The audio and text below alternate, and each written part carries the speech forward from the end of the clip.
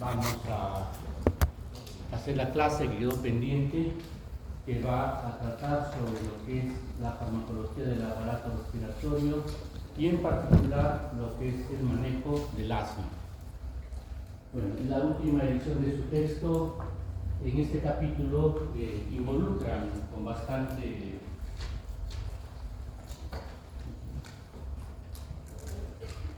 el hecho del manejo del EPOC.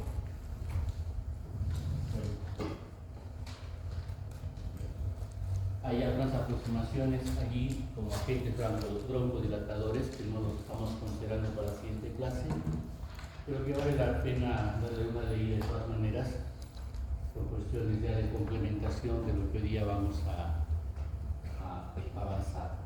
Bueno, las vías aéreas, ustedes ya saben desde el punto de vista topográfico, que lo estudia también en cuanto al manejo clínico, las dividimos en vías superiores y vías inferiores. Las vías superiores, de la laringe hacia arriba, digamos, hacia las fosas nasales, involucran una serie de patologías bastante comunes en este tiempo: la rinofaringitis, la sinusitis, las faringitis, las laringitis, ¿no? Con toda una sintomatología muy particular, bastante común, pero que obliga muchas veces a utilizar medicación desde el punto de vista sintomático. Algunas de ellas veremos hoy día. Y luego tenemos las vías aéreas inferiores, que involucra el árbol cardiobronquial y los pulmones propiamente dichos. Entonces ahí también tenemos toda una serie de manifestaciones que ustedes también las han revisado, sobre todo en la parte infecciosa, ¿no? Lo que son neumonías, bronconeumonías, etc. Y aquí muy en particular tenemos nosotros lo referido a lo que es el asma o todo lo que significa problemas de obstrucción bronquial, básicamente, ¿no? La parte restrictiva, que viene a ser el enfisema y la fibrosis pulmonar, va a tener ahí otras consideraciones. Entonces, bajo este aspecto nosotros vamos a enfocar nuestra clase del día de hoy.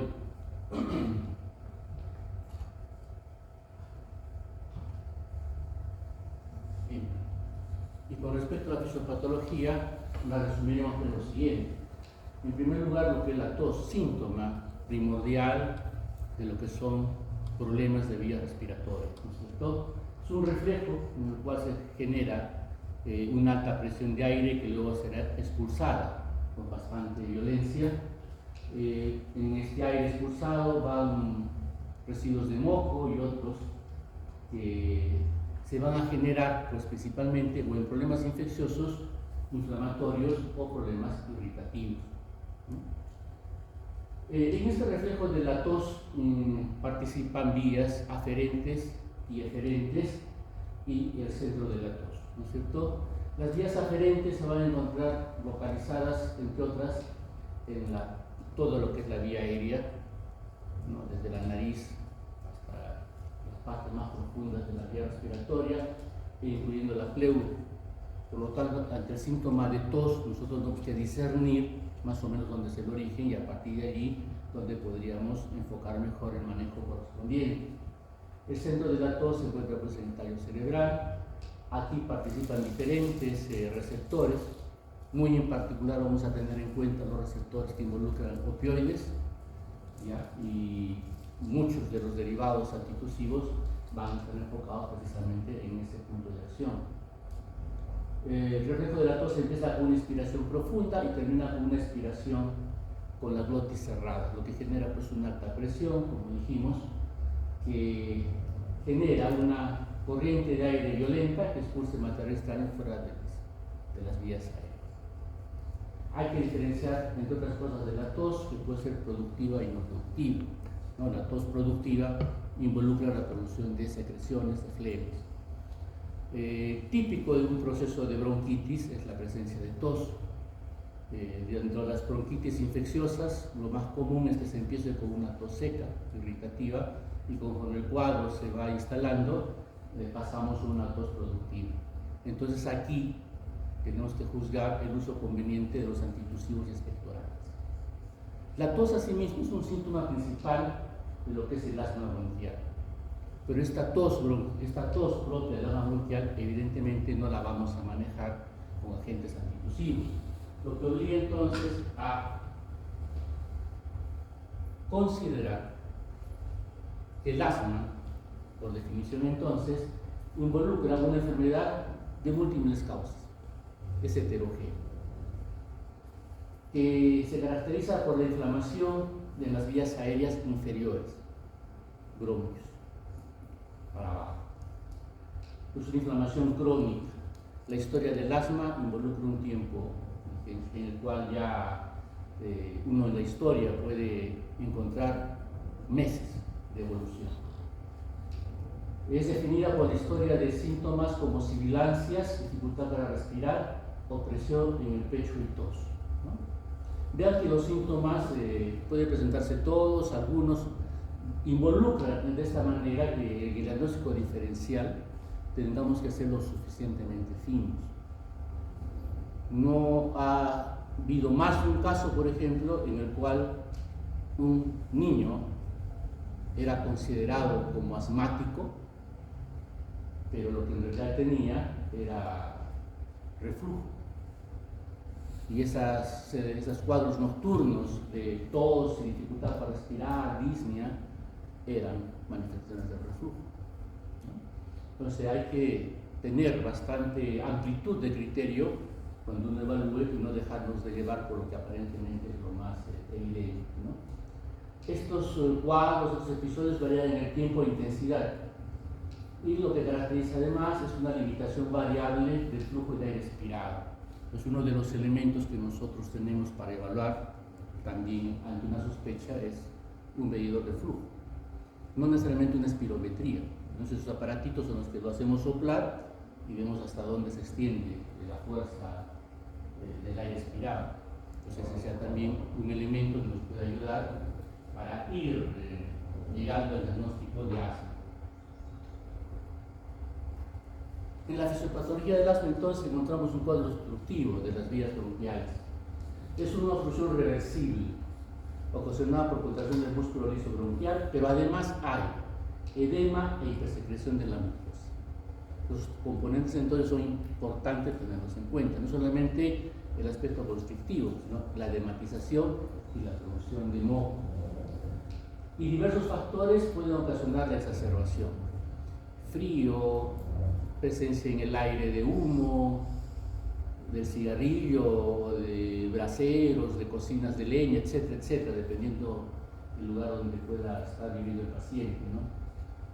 La broncoconstricción aguda inducida por alergenos y consecuencia de liberación de inhibidores de mastocitos. Esto nos habla pues de que el asma tiene muchas veces, en la gran mayoría de veces, un trasfondo inmunológico, ¿no? Y la liberación del mastocito, no solamente pues de histamina, sino de otros tantos mediadores, va a determinar muchas características importantes, especialmente en lo que significa el manejo. Porque como dijimos en algún momento, si es un problema alérgico y libera histamina, un antihistamínico podría ser suficiente, pero sin embargo no es así. Ya, muchos saben que los mediadores son leucotrienos, pero no son los únicos tampoco. Hay prostaglandina D y muchas otras sustancias que se liberan. De lo contrario, el uso de antileucotrienos también debería controlar y curar un asma, y tampoco es suficiente por sí mismo.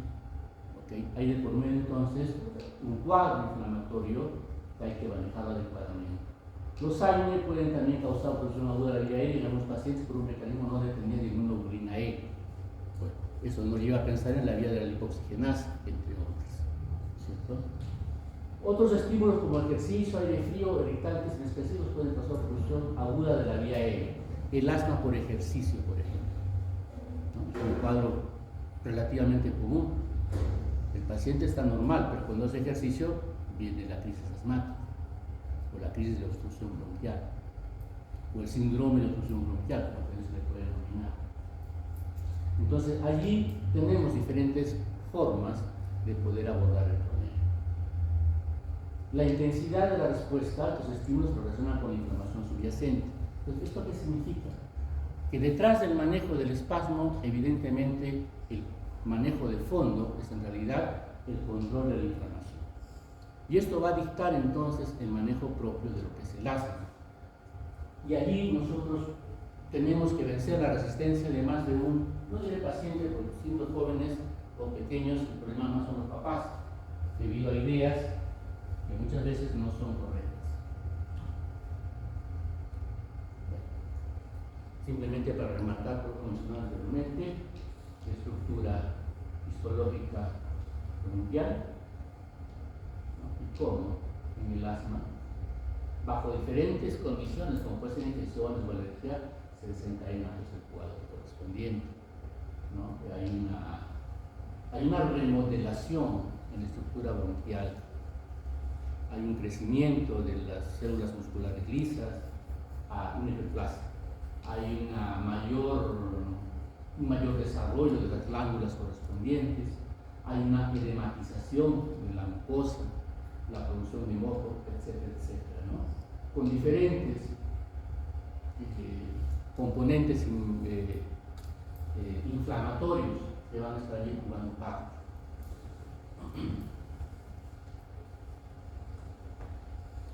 Bien, lo que sea a continuación básicamente es exponer un poquito lo que manifiesta el GINA.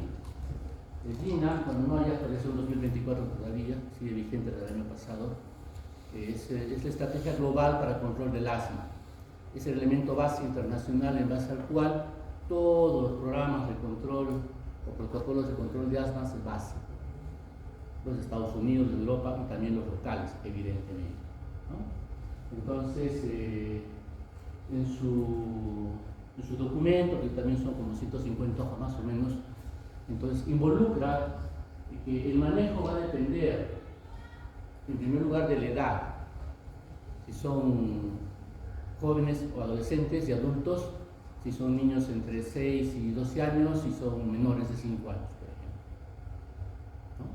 El diagnóstico determinado principalmente por la sintomatología, ¿no? La tos o las crisis de dificultad respiratoria, la frecuencia, si se presentan en la noche y todo lo demás, ayuda a estratificar la gravedad, si quieren ustedes, del asma en diferentes estadios. Y a partir de allí, entonces, ir utilizando en una forma graduada diferentes elementos, ¿no? Los pasos iniciales, pues donde las manifestaciones clínicas son más leves, pueden ser menos de 2 episodios al mes, el niño no se despierta por la noche, ¿no? Pueden ser fácilmente controlados de acuerdo a la necesidad. Y simplemente vayamos viendo ya acá el manejo es un controlador de la inflamación en base a un corticoide inhalado y un aliviador de los síntomas, que es un agente broncodilatador. Nosotros cuando estamos en la emergencia y nos viene un paciente en crisis asmática, ¿qué hacemos? Le aplicamos salbutamol. Le aplicamos salbutamol inhalatorio o si tenemos en forma de nebulización, es lo que hacemos. Aplicamos un broncodilatador. La idea, abrir el bronquio, se permeabiliza la respiración y bueno, ya llevar al paciente después a un manejo más fino, que va a involucrar de todas maneras el uso de corticoides, pero repito, el problema de fondo es inflamatorio, ¿ya? Y la broncoconstricción es un síntoma de esa inflamación. Entonces, acá cuando ustedes se encuentren en el ICS, significa un corticoide inhalado, ¿no? En dosis bajas, asociado, lo que dice el programa, a un broncodilatador, que no es el salbutamol, sino el formoterol. Y si ustedes recuerdan la clase de beta-adrenérgicos, cuando hablamos de los beta-2 selectivos, diferenciamos en los que son de acción corta y los que son de acción prolongada. La de acción corta, salbutamol, fenoterol; de acción prolongada, formoterol, salmeterol. Y el formoterol es uno de acción prolongada, pero de inicio rápido. ¿Okay? Entonces, en la actualidad se menciona de que el fármaco de elección debería ser formoterol, por inicio rápido y acción prolongada. Esto va a tener implicancias importantes, porque si el paciente, digamos, demora en hacer efecto, ¿qué es lo que hace? Repite y repite la aplicación del salbutamol, del broncodilatador. Y ese exceso de dosis ya va a manifestar entonces efectos indeseables, debido a que la cantidad que lleva al organismo va a ser mayor y los efectos no solo locales ahora serán entonces sistémicos. Y de tal manera podría llegar a ser que hasta podría comprometer al paciente. En consecuencia, entonces, el formoterol es ahora lo que se va a tratar de manejar. Problema, costo. El problema es el costo. Pero bueno. En los siguientes pasos uno va a utilizar esto de acuerdo a necesidad, a libertad, o digamos de acuerdo a necesidad.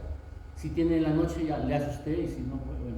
Pero si el paciente tiene más síntomas, más días, más de una vez a la semana o más frecuentemente todavía, entonces hay que utilizar ya con manejo de mantenimiento. Y esto significa hacerlo ya en forma diaria, mañana y noche. ¿Okay? Bien. Y si la cosa no mejora, pasamos a un siguiente paso, donde ya las dosis simplemente terminarán por aumentarse. Y si el plan no se controla de esa manera, pueden adicionarse en un siguiente paso otros elementos. ¿No? Entonces, cuando ustedes lean LAMA, las siglas en inglés se refiere a antimuscarínicos de acción prolongada. Acá son beta agonistas de acción prolongada, o LABA, long acting beta adrenergic.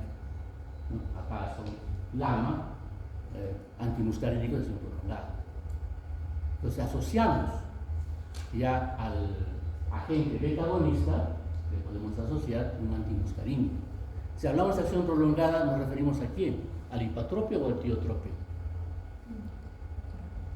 Entonces, todo lo que hemos estudiado también se aplica ahora, al tiotropio. Muy bien. Y si en este plazo de tiempo, que puede ser que más o menos, acá hablamos de meses en realidad de evolución que puede tener el paciente, si no hay mejoría, pueden tratarse otras formas de manejo del paciente, pasando por terapia biológica, inclusive, que hablaremos un poquito acerca de ello. ¿No? Hay planes alternativos,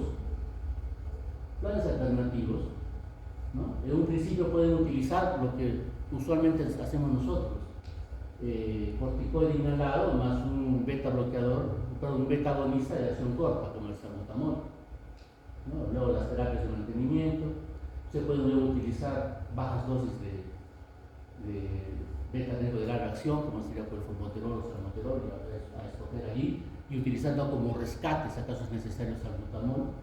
¿No? Y finalmente también al paso 5 llegar casi lo mismo. Como agente aliviador, si acaso no es suficiente el uso del formoterol, utilizar los de acción corta, salbutamol. Pues ahí el manejo va a utilizar, en otras palabras, corticoide, beta adrenérgico de acción corta, beta adrenérgico de acción prolongada. El de acción corta es una alternativa desde un principio, no es lo más recomendado en la actualidad. Se va a utilizar como medicación de rescate si a pesar de ese manejo de fondo, corticoide, beta adrenérgico de acción prolongada, el paciente sigue teniendo crisis o exacerbaciones del cuadro de asma.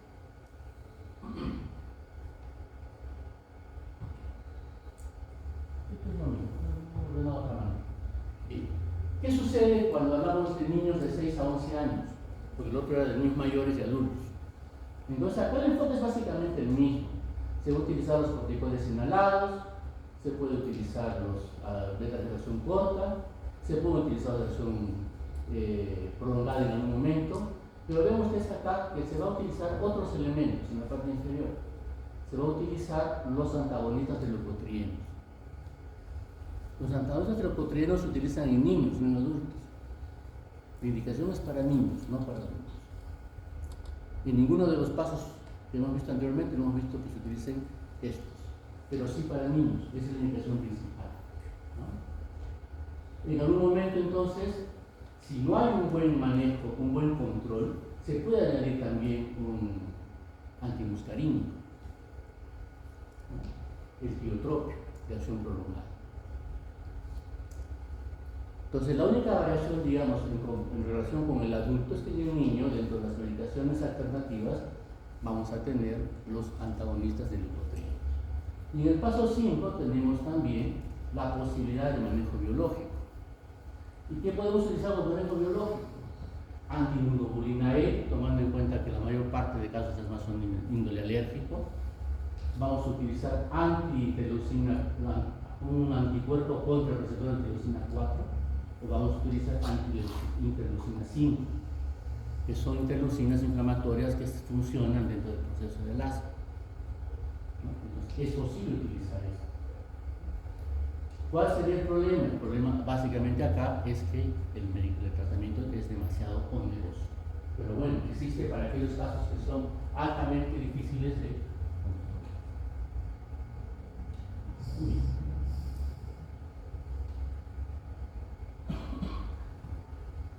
Les dejo las figuras por la...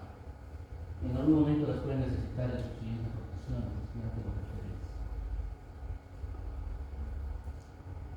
básicamente lo mismo. Para menores de 5 años.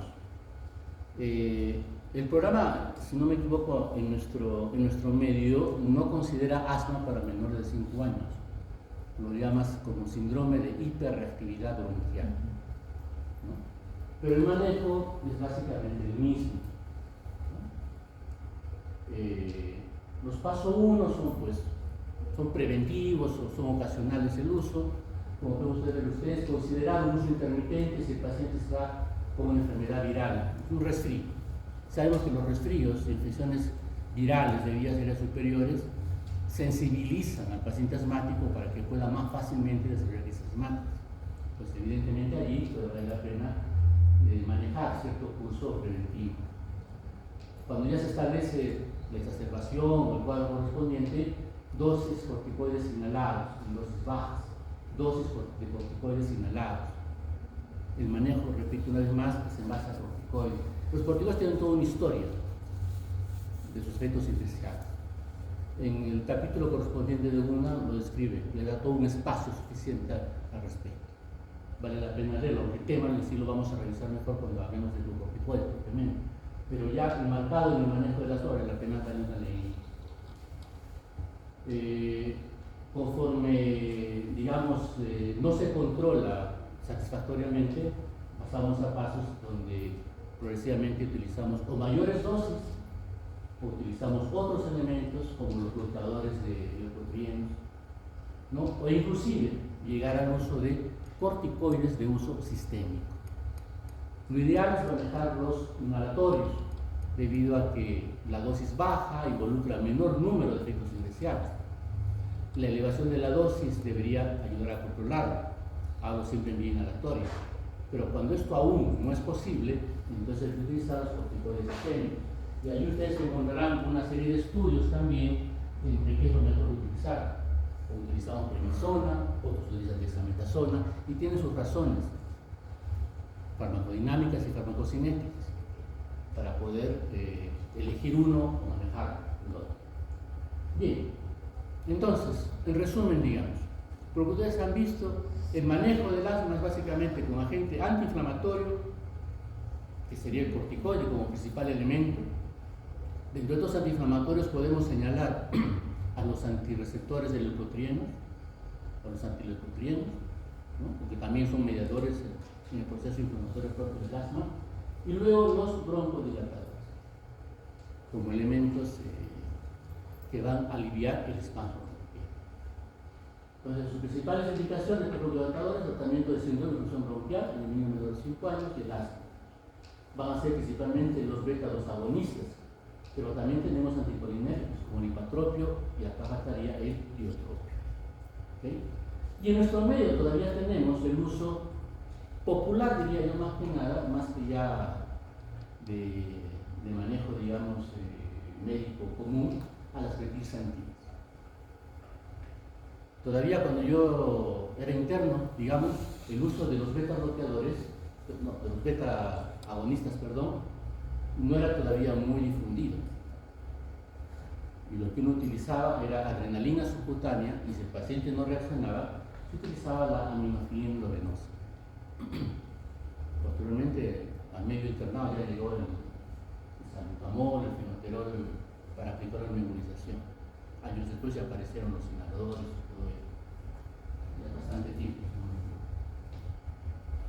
la actualidad pero no se puede pensar eso, ¿cierto? Bien.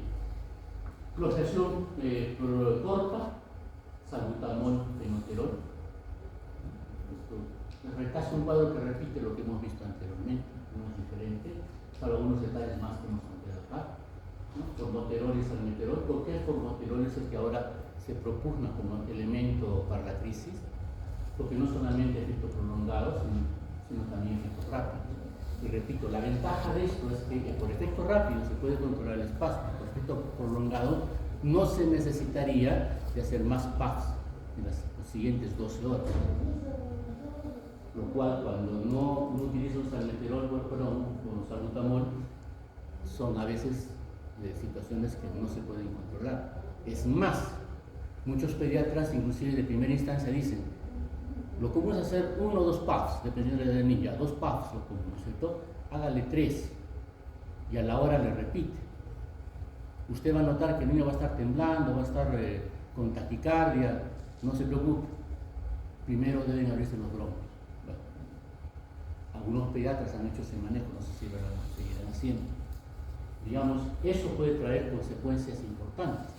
¿Por qué? Porque desde la RAM, además del temblor muscular, de la inquietud, ansiedad, puede taquicardia, puede desencadenarse arritmias importantes que pueden ser potencialmente perjudiciales para el paciente. Se menciona que puede haber hipocalemia, y esa hipocalemia asociada a una arritmia puede generar complicaciones mayores. Entonces no puede ser uno tan alegre, en todo caso, en determinar ese tipo de manejos. También hay efectos metabólicos, ¿no? Va a haber liberación de glucosa, hiperglicemia, va a haber liberación de ácidos grasos a la sangre, va a haber acidosis, va a haber también un trasfondo metabólico que en algunos pacientes, como son los diabéticos, por ejemplo, podría traer consecuencias también a la mitad. Indicaciones en el asma, el broncoespasmo, incluyendo pues el manejo del EPOC.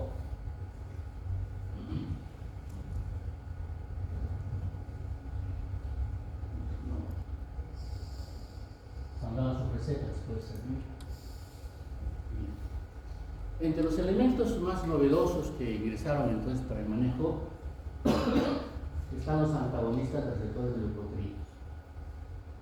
Bueno, acá podemos ver que hay diferentes, la teoría es bueno, o sea, la pueden ver, diferentes elementos que pueden estimular a células cebadas o eosinófilos para llegar a la vía de la lipoxigenasa y generar leucotrienos. La aspirina, bloqueamos la vía de lipoxigenasa, vamos a lipoxigenasa, es una de las vías más propuestas.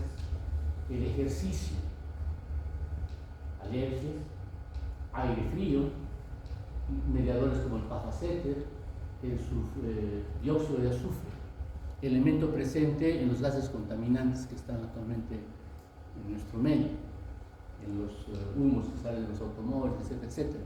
Es uno de los elementos que marca la contaminación ambiental. Hace 20, 30 años Arequipa era uno de los lugares preferidos para que los asmáticos vinieran a vivir. El clima seco, la limpieza, etcétera, etcétera, cosas que ahora ya no. Al contrario, el número de asmáticos es muy grande en nuestra ciudad. Esas bondades que había antes se perdieron. Y acá es importante porque el manejo del asma del ejercicio puede hacerse también con los antagonistas de leucotrienos. Ahora encontraríamos explicación para ello. Bueno, tenemos montelukast y zafirlukast como los dos elementos más utilizados. En nuestro medio son, digamos, bastante socorridos, tienen buena absorción oral, hay buena biodisponibilidad. Para el caso montelukast es del 5%, lo que facilita pues, su manejo. Están sujetos a biotransformación hepática, como P450. Y esto involucra, ya sabemos nosotros, la posibilidad entonces de interacciones medicamentosas. Siendo felizmente fármacos bien tolerados, digamos que no hay mucho inconveniente, pero de todas maneras encontramos que entre estas reacciones adversas, la hepatitis medicamentosa es una de las más documentadas. No hablo que su frecuencia sea muy alta necesariamente, pero es entre las más frecuentes, es lo más frecuente. El tiempo de vida medio para montelukast 6 horas, para zafirlukast un poquito más de 6 horas. Disección biliar para.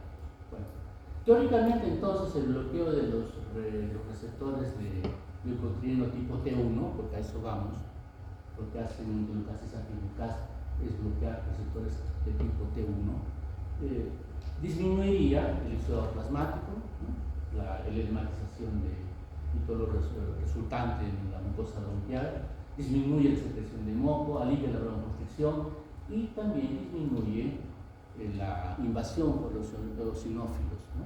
Si queremos desde el punto de vista histopatológico hablar del asma, es un proceso inflamatorio eosinofílico.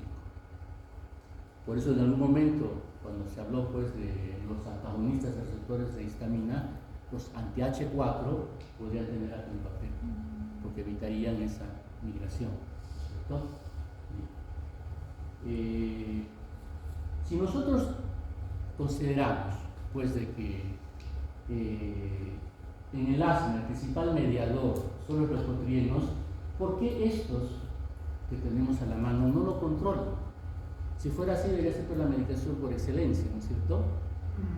Porque estamos diciendo que involucra el bloqueo de T1, pero se producen varias clases de leucotrienos que no lo cubren estos. Por eso es que no va a ser totalmente satisfactoria la resolución o el uso de estos antileucotrienos. Solamente tenemos para uso los que bloquean T1, pero repito, hay más, acá tienen ustedes el E4, el E4, el C4, el B4, etc. Esos no los cubren. Por lo tanto, quedan libres, quedan fuera de ese tipo de leucotrienos que seguirán haciendo su rol inflamatorio. Las metilxantinas, entonces, es un medicamento que ya poco a poco va pasando a la historia. De todas maneras, es interesante porque involucran ustedes diferentes mecanismos de acción. Desde inhibición de fosfodiesterasas, que se supone ser el mecanismo clásico, cuando éramos, como ustedes estudian en nuestros tiempos, las xantinas inhiben la fosfodiesterasa, por lo tanto impiden la ruptura del AMP cíclico. El AMP cíclico, recuerden, está actuando por acción de los beta-adrenérgicos, ¿no es cierto? Y eso determina finalmente la dilatación bronquial. Se explicaba así el mecanismo. Pero sin embargo, ven ustedes que hay otros mecanismos adicionales que hacen de que todavía no haya pérdida de la vigencia de este medicamento por completo. Hay un antagonismo de adenosina que se sabe que favorece la contracción del flujo bronquial, favorece la liberación de interleucina 10, que más bien tiene un papel antiinflamatorio en este caso, ¿no? Interfiere con la vía NF-κB, que es una vía inflamatoria. Básicamente limita la expresión de los componentes de esta vía, ¿no?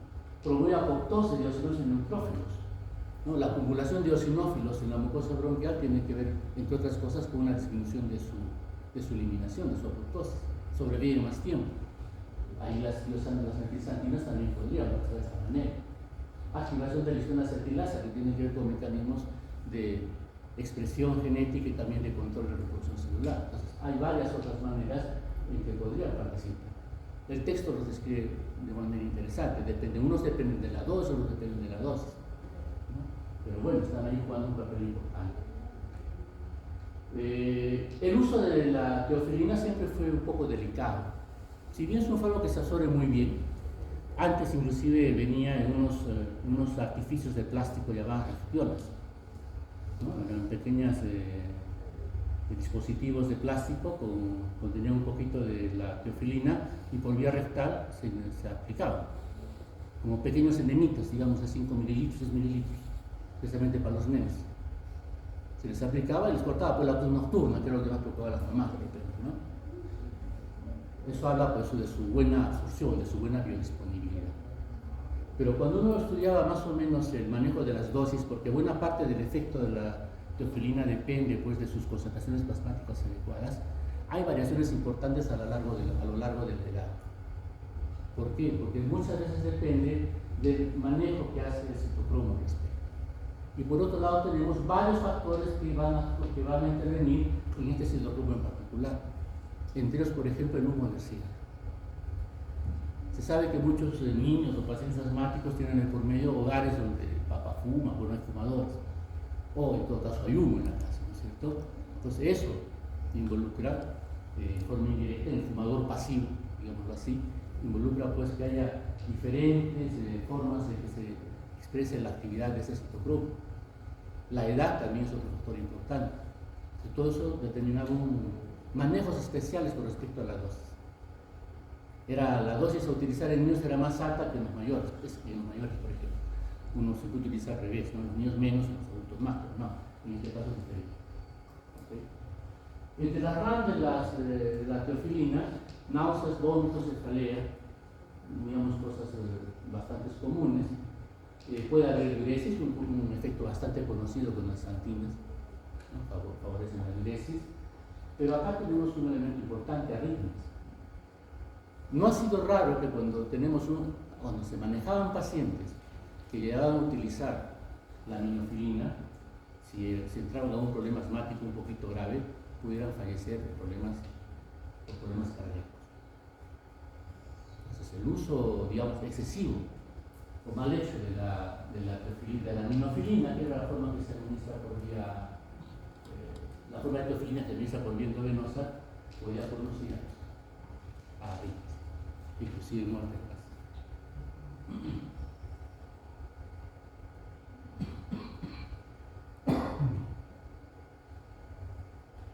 Bien, y finalmente, dentro de las otras posibilidades tenemos la terapia biológica.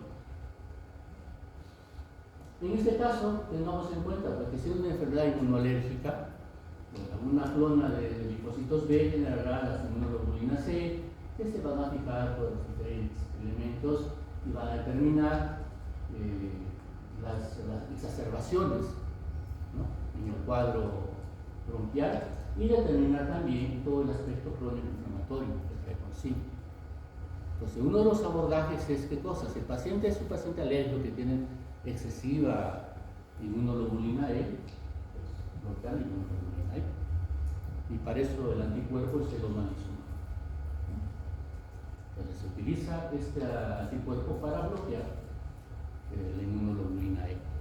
No inhibe la síntesis, inhibe su fijación a los receptores de células cegadas. En otras palabras, no se va a unir a las células cegadas o a los otros receptores, y por lo tanto se vamos a ayudar a que no se presenten las exacerbaciones y todo lo demás, ¿no? Hay protocolos de manejo, no es un medicamento nuevo, pero ya tenía sus años, hay bastante experiencia. Y lo más nuevo es esto, y considerando que la interleucina 5 y la interleucina 4 son elementos que van a participar activamente en el proceso inflamatorio asmático, ¿no es cierto? Entonces pueden utilizar anticuerpos anti-interleucina 5, mepolizumab, infliximab. Pueden utilizar anticuerpos contra los receptores de infliximab, y de esa manera bloquear todas las asas que puedan generarse ahí proinflamatorias. Otros abordajes, en el capítulo de uno lo describe también con cierta amplitud, para los interesados puedan ahí revisarlo mejor. Pero cuando en ese esquema de manejo del asma del GINA llegamos al paso 5 y no hay buen control con lo que podemos utilizar, corticoides, beta-adrenérgicos de acción corta, acción prolongada, antimuscarínicos de acción prolongada, entonces antileucotrienos tenemos que intentar el manejo de este tipo, si es posible.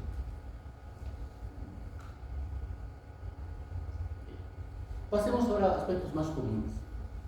De repente, para el momento actual que estamos entrando al invierno, puede ser útil.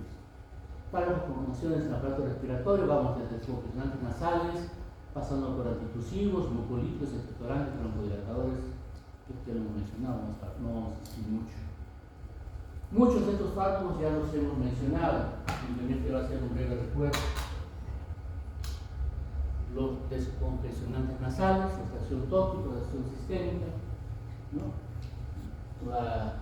Su efecto terapéutico está basado en la vasoconstricción de la mucosa nasal. Básicamente son agonitas alfa 1, de acción local, los conocen. La nafazolina no en niños pequeños, porque tiene un gran efecto de rebote y una mayor depresión del sistema respiratorio del cáncer, ¿no? Todos estos alteran la actividad ciliar, y esto es una cuestión que nosotros debemos cuidar. La actividad ciliar es una actividad protectora de la vía respiratoria. Si nosotros la vamos a inhibir, podemos favorecer entonces contaminaciones y desarrollo de cuadros infecciosos bacterianos. Entonces, su uso debe ser muy juicioso. Relación sistémica, la pseudoefedrina. Esta creo que ya, en este caso ya la recuerdan ustedes bastante bien. no solamente los efectos sistémicos significa que determinan la vasoconstricción correspondiente, sino su pasaje al sistema nervioso central determina efectos estimulatorios. Pueden ser favorables, sí, pero también recuerden que puede ser connotaciones desde un punto de vista. La fenilefrina, para las medicaciones de uso común, de venta libre, los antigripales comunes y corrientes, reemplazan a la pseudoeferina en ese sentido. Y aquí mucha discusión al respecto. Más de una publicación refiere de que no sirven para nada. O sea, la cantidad que hay en un antigripal común y corriente no va a tener mayor, respuesta en el común de los pacientes para alivio de la vasoconstricción. Por lo tanto, su uso no debería seguir siendo de esa manera. En todo caso, si el paciente requiere algún estado de vasoconstricción, prefiere utilizar unas gotitas locales, si le da localmente.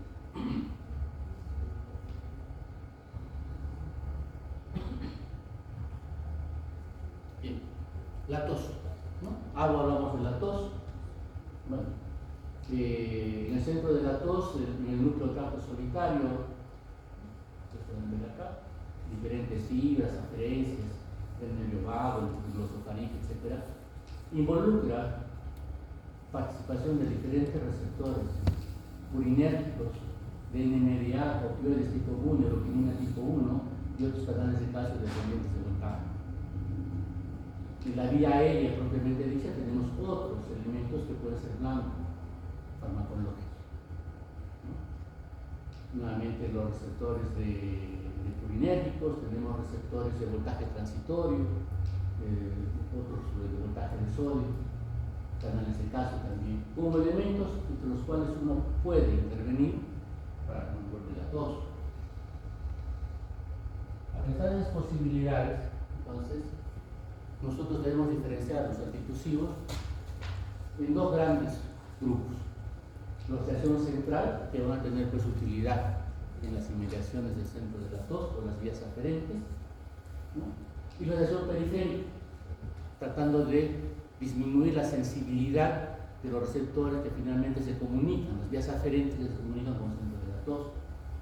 Los de acción central tenemos naturales y sintéticos, alcaloides derivados del opio, en particular pues aquí tenemos de los sintéticos el estrometorfano y la oxonamina. Hay muchos más. Ustedes revisan la cantidad de antitusivos que hay en el mercado, podrán pues por lo menos unos 5 o 6 más.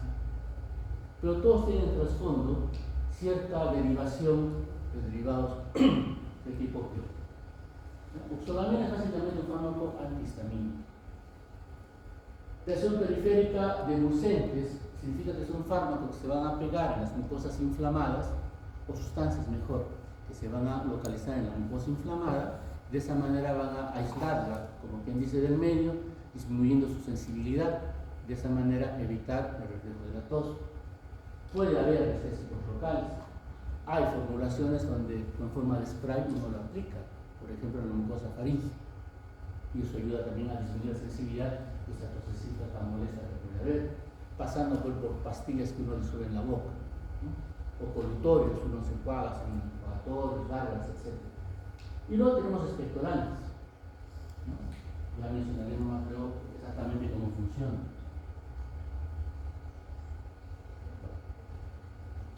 De la codeína no tengo mucho que decir, simplemente que la dosis antitusiva es mucho menor, 6 veces menos que la dosis analgésica, ¿no?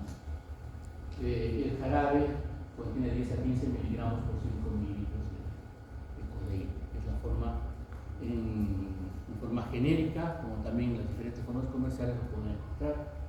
Recuerden, cuando ustedes recetan codeína como jarabe, la receta tiene que ser con todas las requisitos cumplidos, de lo contrario no es expedito. Con el estrometorfano no hay problema. Ambos actúan pues en el centro de la tos, en receptores de tipo parecidos a los opioides, y de esa manera controlan el reflejo de la tos. Respecto a la efectividad, se menciona que la codeína es pues el patrón antitusivo, ¿no? Pero otra literatura destaca que el estrometorfano es tan igual como la codeína para sus efectos antitusivos.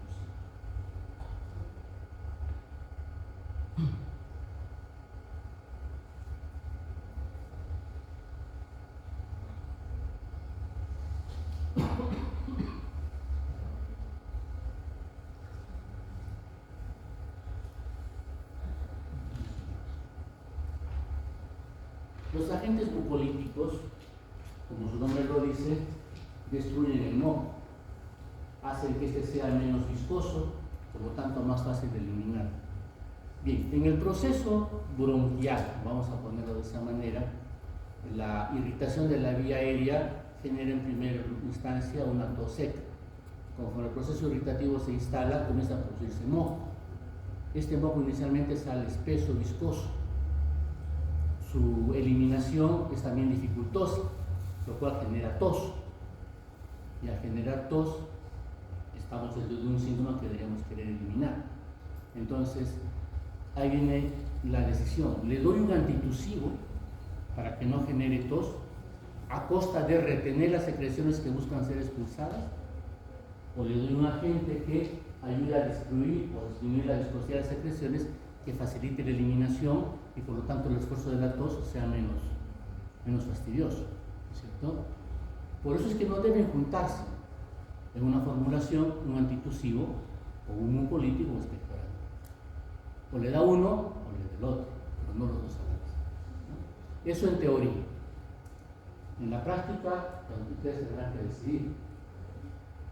Bien, los fármacos mucolíticos ayudan a eliminar el exceso de moco solidificado. Pero acá viene otro asunto importante. ¿Por qué se solidifica el moco? Porque sale muy espeso, por un bajo contenido de agua. El primer agente mucolítico y también expectorante es el agua. Una adecuada hidratación del paciente va a mejorar mucho la eliminación de las secreciones.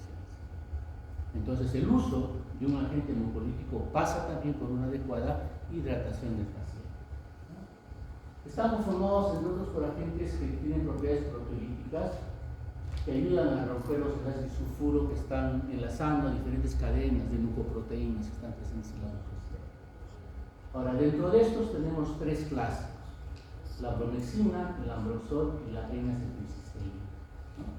La bromexina disminuye la viscosidad, un elemento clásico. Tiene un metabolito que es el ambroxol, que es quizás el que más se utiliza. El ambroxol además tendría la particularidad de que estimula el surfactante pulmonar, que en todo proceso inflamatorio de vías aéreas inferiores puede ser necesitado para una adecuada, digamos, limpieza de la vía respiratoria inferior. Y por otro lado, reactiva la actividad ciliar. Pues son elementos que pueden ser importantes. Se menciona que lo tienen, por lo menos el ambroxol lo tiene.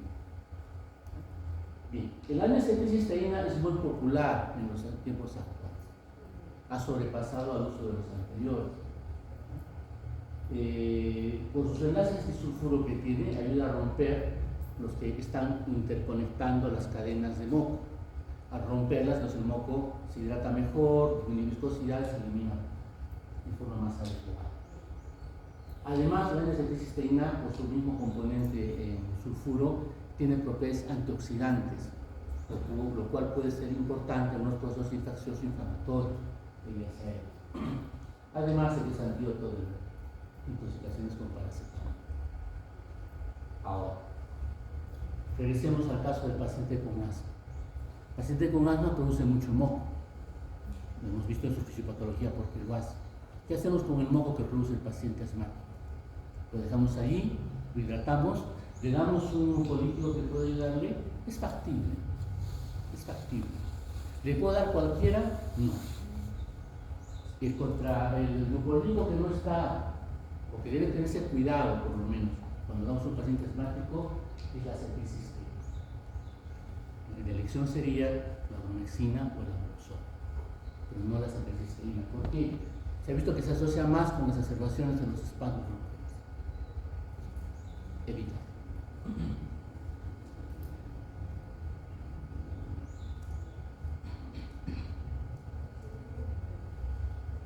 Bien, ¿qué son los expectorantes? ¿Qué los diferencia de un mucolítico? El mucolítico disminuye la viscosidad.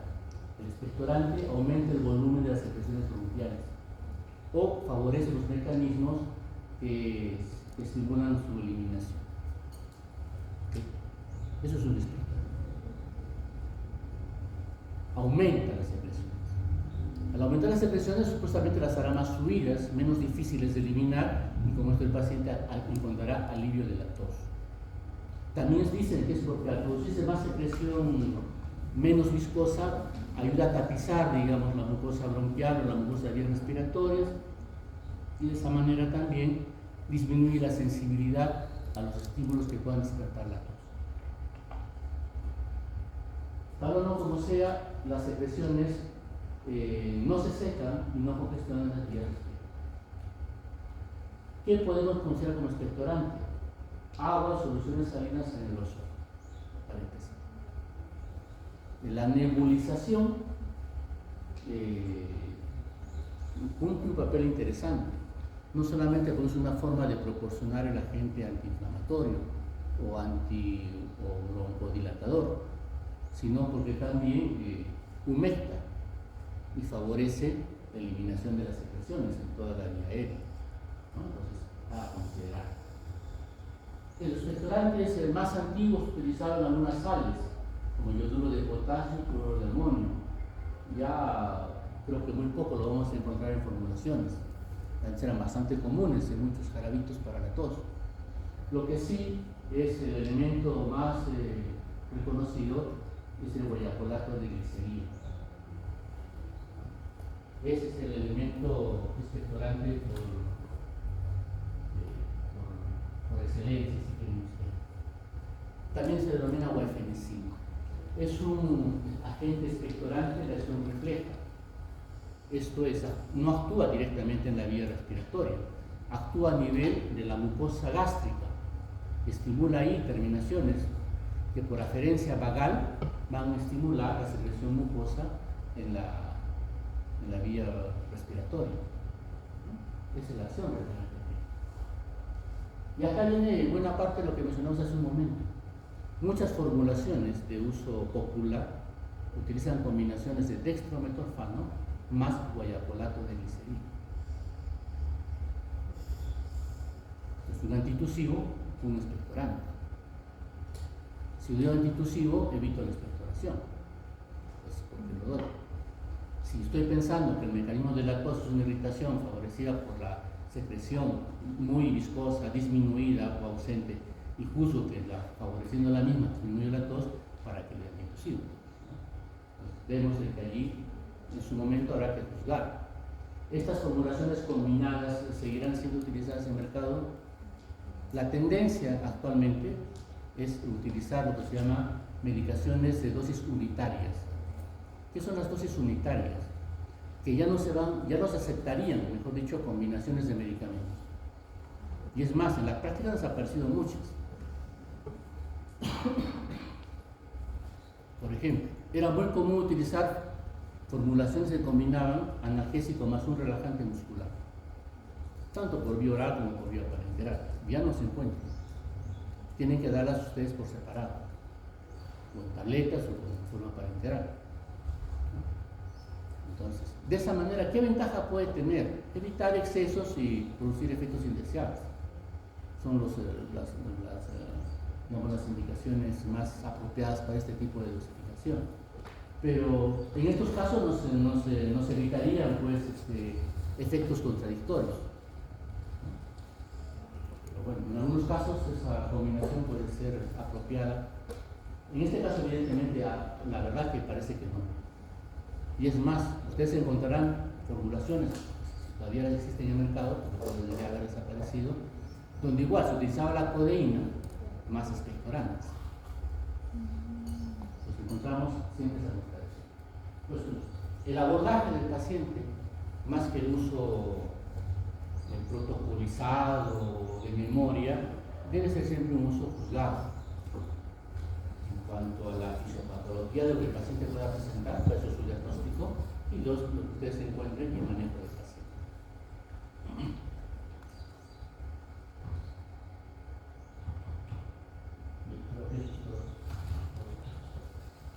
Muy bien, con esto hemos cumplido con las clases que nos faltaba, quedan todo listo para que ustedes puedan rendir su examen. Muchas gracias por la atención.